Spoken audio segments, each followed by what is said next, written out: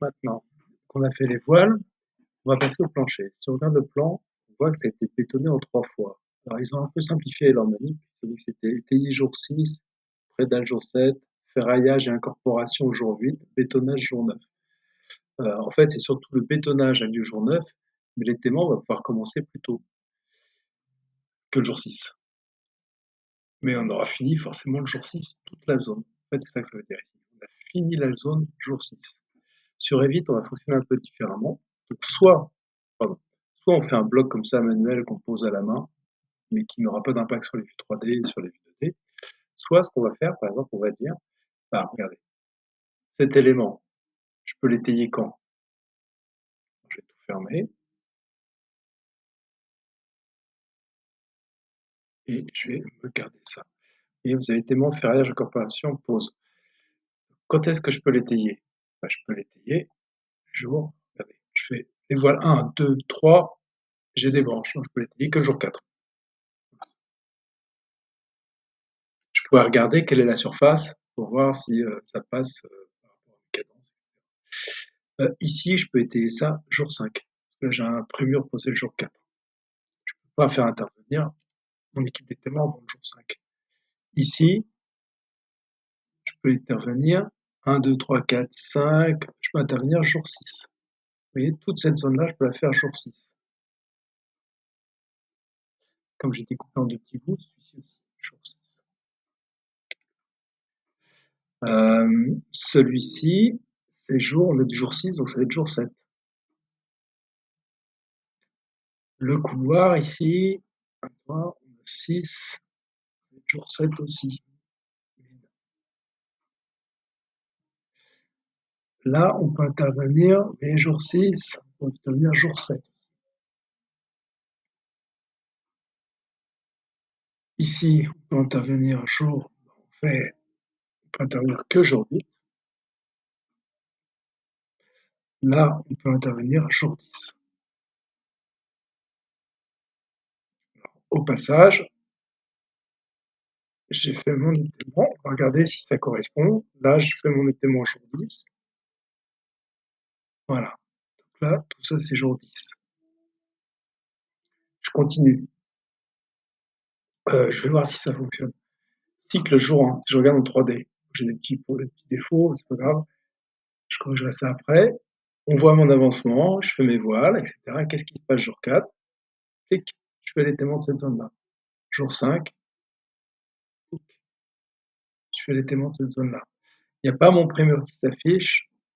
Je regarde ce qui se passe là. J'ai un petit défaut sur mes vues.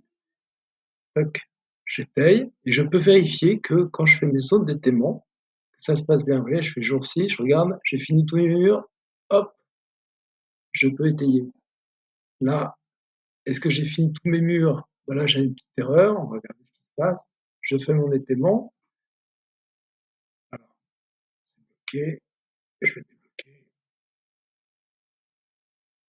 Ah, là j'ai un petit souci. Donc celle-ci, il faut que je la fasse, non pas jour 8, mais jour 9.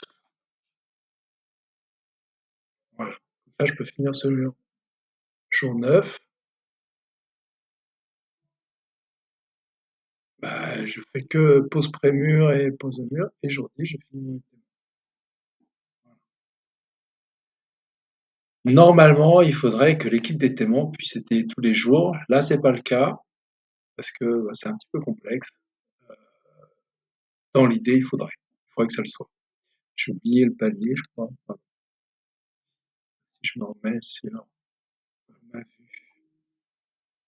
Donc pareil, je peux regarder sur mes vues de cycle. Là, il se passe rien, il se passe rien. Et normalement, si j'arrive à J4, toc, je vois ma zone d'étaiement qui arrive.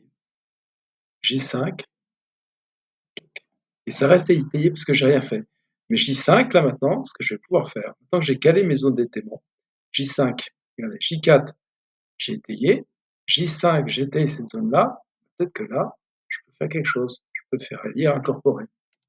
Je ne vais pas mettre incorporation, je vais juste faire rallier. Regardez ce qui se passe, toc, il y a un nouveau motif qui se met.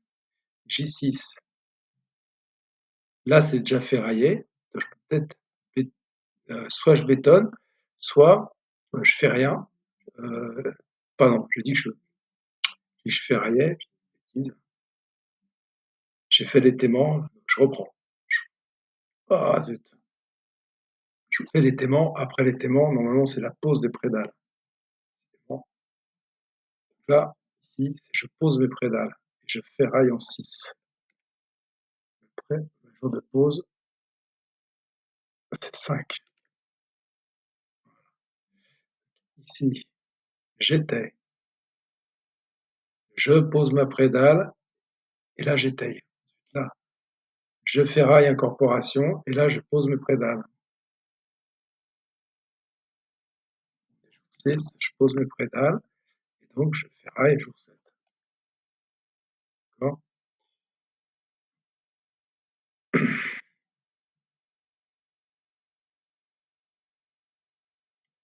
Ça, j'avais fait l'étaiement, donc là je peux poser les prédales jour 7. Là aussi, jour 7. Et je peux ferrailler jour 8. Ensuite,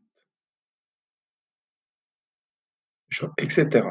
Et ce qui va se passer, c'est que si je regarde, donc, regardez,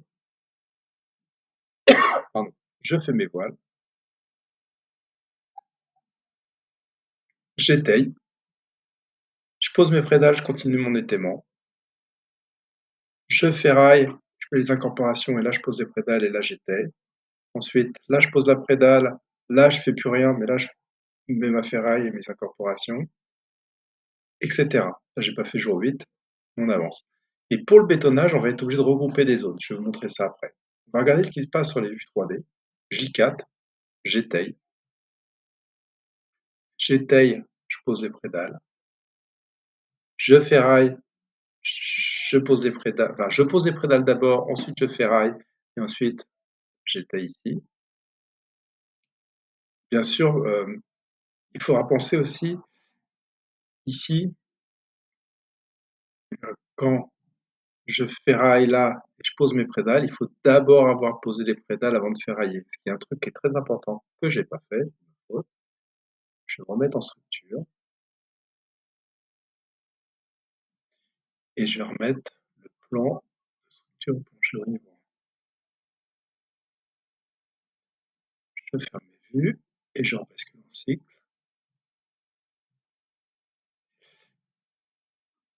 Quand ici j'ai mes sens de portée, je vais faire clic droit, je vais récupérer toutes les occurrences visibles dans la vue.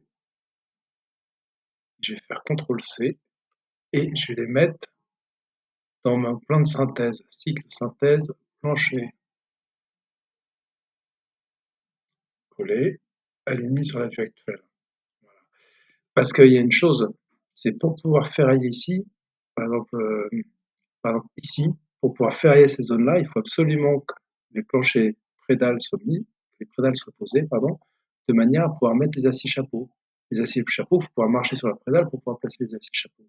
Et les aciers chapeaux vont passer par-dessus le couloir là. Donc ils vont déborder sur les 3 zones. Donc il faut forcément que les prédales soient mises.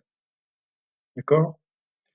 Donc normalement, quand on fait le phasage du plancher, il faut vérifier que les voiles sont bien finies et que ça se passe dans l'ordre étaiement, pose prédale, ferraillage, incorporation, bétonnage, et qu'on a bien une continuité des aciers de chapeau. Il y a d'autres critères, mais déjà cela c'est pas mal. Je vous laisse faire la suite, et ensuite on verra comment étiqueter et comment gérer la zone de bétonnage.